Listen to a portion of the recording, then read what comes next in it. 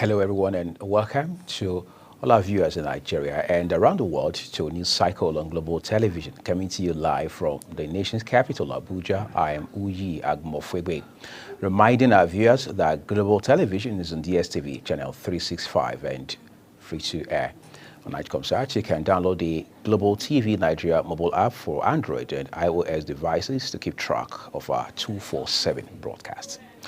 President Bola Tinubu has departed for Paris, France on a 2-week working visit. During the visit, the president will appraise his administration's mid-term performance and assess key milestones. Tinubu's special advisor on information and media, Bayo Onanuga, has said the presidency says Tinubu will also use the retreat to review the progress of ongoing reforms and engage in strategic planning ahead of his administration's second anniversary. Edo State Governorship Election Petition Tribunal sitting in Abuja has dismissed a case the Action Alliance AA filed to nullify the election of Governor Monday Okpebolo.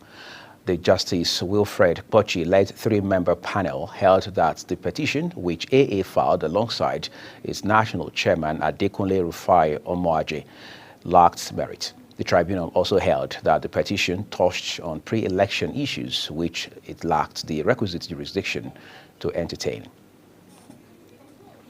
President Bola Tinubu has expressed deep grief over the passing of Alhaji Abbas Sanusi, the Galadiman Kano and a senior kingmaker in the Kano Emirate. Sanusi, who died at 92 after a prolonged illness, is survived by many children and grandchildren, as stated by Bayo Onanuga, President Tinubu's spokesman. Among his children is Alhaji Abdullahi Abbas, the Kano State Chairman of the All Progressives Congress.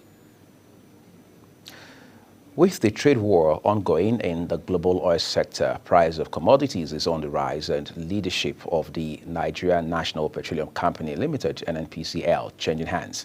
Nigerians have made a call on President Bola Tinubu to create more feasible initiatives to help reduce fuel price and reduce the fuel queue at petrol stations.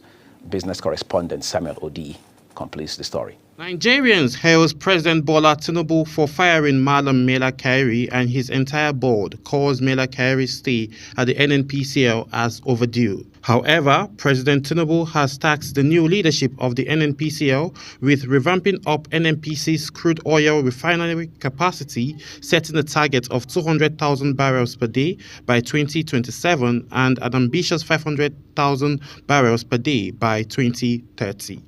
But Mele Kyari had overstayed, really, for too long. I keep wondering why he was there. He's been left there all this while. I keep wondering, really. Probably there was something that was keeping him there. Probably they are falling out. So we've seen worse things than this. But I'm telling you the truth. This country deserves better than this. If you put the Nigerian fuel refined from the Nigerian refineries, you see, if you put it in your fuel, in your car, you can travel with it further than these things they are selling to us at the filling stations here. So the issue of what is happening now in the oil sector, the Kyari and what who have you, it's the system has long needed overhaul and a thorough investigation towards what is happening. Because actually, what do we expect? We can't expect anything less than this. Where the leadership is not, there's no opportunity for the masses to choose the person they want. If a leader is imposed on the masses, how do you expect him to work? And the people around him don't tell him the truth. They always deceive him. And finally, it's falling on Nigeria, where we've seen the President Bola Ahmed Tinubu, letting go of Mela Kyari, and also we're witnessing change of prices. Nigerians have called on the President to come to their aid and then make effects and initiatives that will help cushion the current price war going on within the oil sector here in Nigeria. The Crude for Naira initiative is something the Nigerians are calling for, and Samuel Odi reporting for Global Television News. Business correspondent Samuel Odi, thank you for your reporting. Police, military and plainclothes security agents have taken over strategic junctions in Uromi, headquarters of Esan Northeast local government area of Edo State, where 16 northern travelers were killed by a mob last Thursday. The security agents were said to have been deployed to stave off reprisals as residents of the area are now worried. A coalition of civil rights organizations is demanding an immediate investigation into allegations made by former River State Head of Service, Dr. George Nweke. They stated this while briefing the press in Abuja. Our political correspondent, Edika Michael, has reports. Outlining several alarming claims made by Dr. Nweke, the convener of the civil society group, Dr. Nwabu Gabriel, described the allegations as a threat to public safety and potential subversion of democratic processes in Rivers State. Allegations, if substantiated, highlights a serious crisis in governance and pose significant threats to the stability and integrity of our democratic institutions. Press, Dr. Nweke made several alarming claims that we believe warrant immediate investigation by appropriate law enforcement agencies, including the Nigerian Police, the Department of State Security Services, DSS, and the Economic and Financial Crimes Commission, the EFCC. The group further requests for an in-depth investigation into the financial misconduct and corruption claims surrounding Governor Fubara's administration. Dr. Nweke expressed concerns regarding planned sabotage of state infrastructure, which aims to incite public disorder. This falls under the purview of Section 1 of the Terrorism Prevention Act 2011. We call for a comprehensive and impartial investigation into the alleged arson and any related activities that threaten the legislative integrity of Rivers State. Equally commended President Tinubu for his decisive action in declaring state of emergency. According to them, it has curtailed the escalating tension in the state, and also by the confirmation of the National Assembly as further deepened democratic principle in the nation. Edikan Michael for Global TV News. Thank you so very much, Edika. The Federal Road Safety Corps, FRSC, has urged states and relevant authorities to step up enforcement of road safety regulations, particularly regarding truck standards and driver behavior. The Corps' spokesman, Olusegun Ogungbemide, made the call in Abuja, where he expressed concerns over the poor condition of trucks on Nigerian roads, citing issues like poor vehicle maintenance, speeding, and disregard for traffic regulations as contributing factors to road accidents. The Ebonyi government has dismissed reports that Governor Francis Wenfuru ordered the arrest of 5 commissioners over delay in delivery and breach of contracts. This is contained in a statement issued by Chairman of Ebonyi Executive Council Committee on Supervision and Completion of 2 state housing projects, Donators Ilang in Abakaliki, the state capital.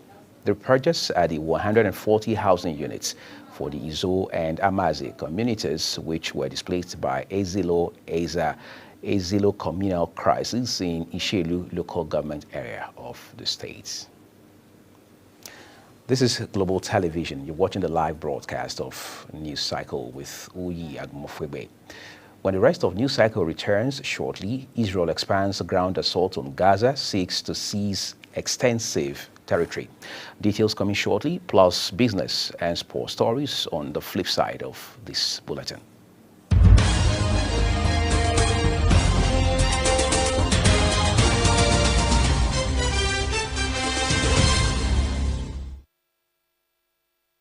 Do you know that Global Television can be watched in Nigeria and all over the world? Download the Global TV Nigerian mobile app for Android and iOS devices to watch Global Television real-time from around the world.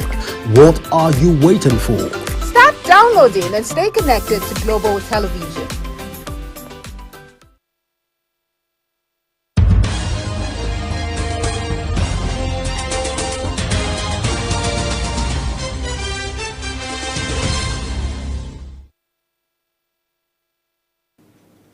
Thank you for staying with us, everyone. The second part of this news broadcast now returns with business, where the Nigerian Shippers Council has refuted media reports of increased cargo charges at on-air ports, clarifying that no such approval was given by the agency.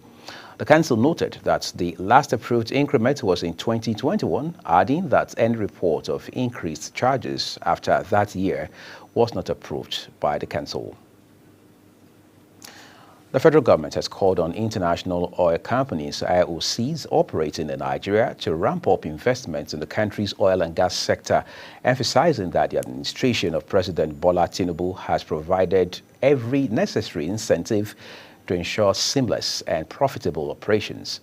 The Minister of State for Petroleum Resources, Senator Heineken Lopobiri, made this statement at the Cross-Industry Group meeting held in Florence, Italy, organized by IOCs operating in Nigeria. The meeting focused on challenges, expectations, and strategies to enhance the sector's contributions to domestic energy needs and regional expansion across sub-Saharan Africa. And now time to stretch it beyond our shores. China, Japan, and South Korea, three of Asia's leading economic powerhouses, have pledged to strengthen regional trade cooperation as they brace for the impact of U.S. President Donald Trump's tariffs set to take effect today. The commitment was made during the first economic dialogue between the three nations in 5 years.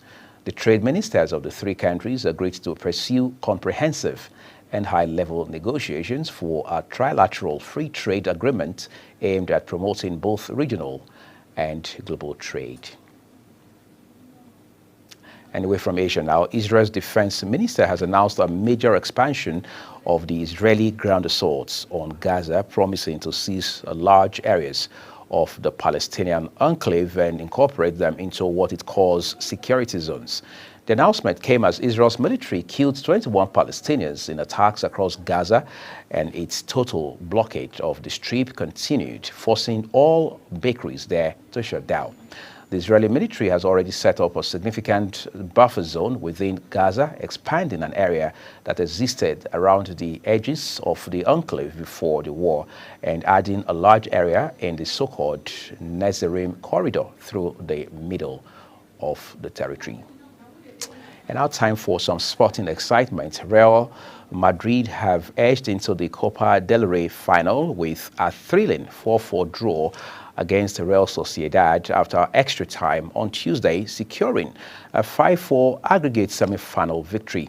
Antonio Rudiger decided the pulsating tie with a header in the 115th minute, with Madrid to face Barcelona or Atletico Madrid in the final. Real Sociedad, trailing 1-0 from the first leg, took the lead through Ander Barrenechea, but Hendricks fine chip put the 20-time winners level. Ange Postecoglou says he does not feel disrespected by former Tottenham boss Mauricio Pochettino's stated desire to manage the club again one day. Pochettino, currently in charge of the United States national men's team, employed a successful 5-year spell as Spurs boss, taking them into the 2019 Champions League final, which they lost to Liverpool. Recently, the Argentine, who has also managed Paris Saint-Germain and Chelsea, expressed his desire to one day return to the North London club. And that's a full cycle on the news here. Thank you for watching. A quick reminder that Global TV is on DSTV channel 365 and Star Times 276. Kindly follow us across all social media platforms now showing on your screen using @Global TV NG. You can download our app, which is the Global TV Nigeria mobile app for Android and iOS devices, to keep track of our 247 broadcast. On behalf of the entire production team, I am Uyi Agmofwegbe, appreciating you for your time.